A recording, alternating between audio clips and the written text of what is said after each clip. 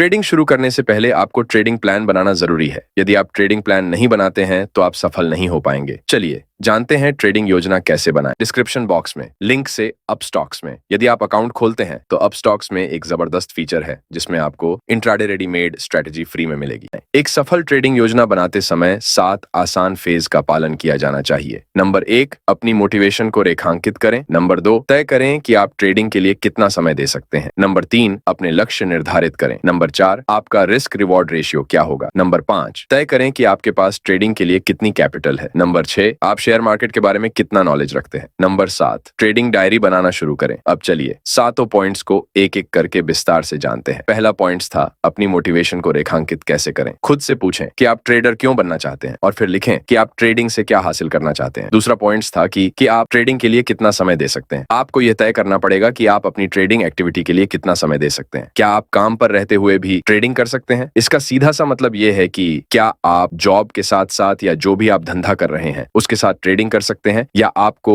सुबह जल्दी या देर रात को ट्रेड्स करने का समय मिल रहा है। अगर आप एक दिन में बहुत सारे ट्रेड करना चाहते हैं तो आपको ज्यादा समय की जरूरत होगी। अगर आप लंबे समय के लिए इन्वेस्टमेंट कर रहे हैं जो एक महत्वपूर्ण अवधि में मैच्योर होंगी, इस लॉन्ग टर्म इन्वेस्टमेंट में आपको ज्यादा समय देने की जरूरत नहीं होती है। बस आप थोड़े समय में आप लॉन्ग टर्म इन्वेस्टमेंट के अलर्ट स्टॉप लॉस लिमिट को मैनेज कर सकते हैं। लेकिन ट्रेडिंग के लिए खुद को तैयार करने के लिए आपको पर्याप्त समय होना जरूरी है, जिसमें शेयर मार्केट के बारे में एजुकेशन, आपकी जो स्ट्रेटेजी है उस पर प्रैक्टिस और बाजारों का एनालिसिस शामिल है। तीसरे नंबर का पॉइंट्स यह था कि क्या आपने अपने लक्ष्य निर्धारित किया है। आपका लक्ष्य स्मार्ट होना चाहिए, यानी specific, measurable, achievable, realistic and timely. उदाहरण के लिए मैं अगले 12 महीनों में अपने पूरे पोर्टफोलियो का वैल्यू 15% बढ़ाना चाहता हूं। यह लक्ष्य स्मार्ट है क्योंकि इसके फिगर विशिष्ट है। आप अपनी सफलता को माप सकते हैं, यह प्राप्त करने योग्य है। यह ट्रेडिंग के बारे में है और इसके साथ एक समय सीमा जुड़ी हुई है। आपको यह भी तय करना पड़ेगा कि आप किस प्रकार के ट्रेडर हैं। आपकी ट्रेडिंग स्टाइल, आपके पर्सनैलिटी, रिस्क के प्रति आपके एटीट्यूड और साथ ही आप ट्रेडिंग के लिए कितना समय देने को तैयार हैं। 4 मुख्य ट्रेडिंग स्टाइल इस प्रकार से है। पहला ट्रेडिंग स्टाइल है पोजिशनल ट्रेडिंग। इस ट्रेडिंग में हफ्तों, महीनों या वर्षों तक पोजीशन को इस उम्मीद के साथ रखा जाता है कि वे लॉन्ग टर्म में प्रॉफिट देंगे। दूसरा ट्रेडिंग स्टाइल है स्विंग ट्रेडिंग। इस ट्रेडिंग में पोजीशन को कई दिनों या हफ्तों तक होल्ड करके इस उम्मीद में रखते हैं कि वह पोजीशन प्रॉफिट देगा। तीसरा ट्रेडिंग स्टाइल है डे ट्रेडिंग। इस ट्रेडिंग में एक दिन में ही ट्रेड को लेना, जिसमें प्रॉफिट या लॉस के साथ पोजीशन से एग्जिट होना पड़ता है। चौथा ट्रेडिंग स्टाइल है स्कैल्पिंग। इस ट्रेडिंग में प्रतिदिन कुछ सेकंड या मिनट के लिए कई ट्रेड करना ताकि छोटे छोटे लाभ अर्जित किए जा सकें जो मिलकर बड़ी राशि बन जाते हैं। चौथे नंबर के पॉइंट्स ये था कि रिस्क रिवॉर्ड रेशियो कैसे डिफाइन करे। कुछ ट्रेडर 1:2 या 1:3 या उससे ज्यादा का रिस्क रिवॉर्ड रेशियो इस्तेमाल करना पसंद करते हैं, जिसका मतलब है कि किसी ट्रेड पर होने वाला संभावित प्रॉफिट संभावित लॉस से कम 2 गुना या उससे अधिक हो। उदाहरण के लिए अगर आप किसी ट्रेड पर 1000 रुपए का लॉस उठा रहे हैं तो यदि आप 1:2 रिस्क रिवॉर्ड रेशियो का पालन कर रहे हैं तो यहाँ पे आपको प्रॉफिट 2000 का लेना पड़ेगा। यदि आप 1:3 रिस्क रिवॉर्ड रेशियो का पालन कर रहे हैं तो यहाँ पे लॉस 1000 का और प्रॉफिट 3000 का होगा। 5वें नंबर का पॉइंट्स ये था कि आप यह तय करें कि आप ट्रेडिंग के लिए कितना पैसा लगा सकते हैं। आपको उतना ही रिस्क लेना चाहिए जितना आप अफोर्ड यानी सह सको। ट्रेडिंग में बहुत रिस्क रहता है और आप अपनी पूरी कैपिटल गवा सकते हो। ट्रेडिंग शुरू करने से पहले आप यह कैलकुलेशन करें और सुनिश्चित करें कि आप हर ट्रेड पर अधिकतम संभावित नुकसान कितना वहन कर सकते हैं। यदि आपके पास अभी शुरू करने के लिए पर्याप्त ट्रेडिंग कैपिटल नहीं है तो डेमो अकाउंट पर ट्रेडिंग का अभ्यास करें जब तक कि आपके पास पर्याप्त पूंजी न हो। 6ठे नंबर के पॉइंट्स यह था कि अपने मार्केट ज्ञान का आकलन करें, यानी जिस फॉर्मेट या ट्रेडिंग स्टाइल में काम करना चाहते हो उसके बारे में जितना हो सके उतना सीखें। बाजार की अस्थिरता क्या है और कीमत में होने वाले उतार चढ़ाव के हिसाब से आपको कितना नुकसान या लाभ हो सकता है। 7वें नंबर का पॉइंट्स ये था कि मैं एक ट्रेडिंग डायरी बनाना शुरू करूंगा। हर ट्रेड के साथ नोट्स बनाऊंगा। हर सप्ताह के दिन सुबह नोट्स की समीक्षा करूंगा और महीने का सारांश लिखूंगा। मैं सफलताओं और असफलताओं को लिखूंगा। मैंने कुछ निर्णय क्यों लिए और हर दिन ट्रेडिंग के बारे में मुझे कैसा लगा। मैं हर 3 महीने में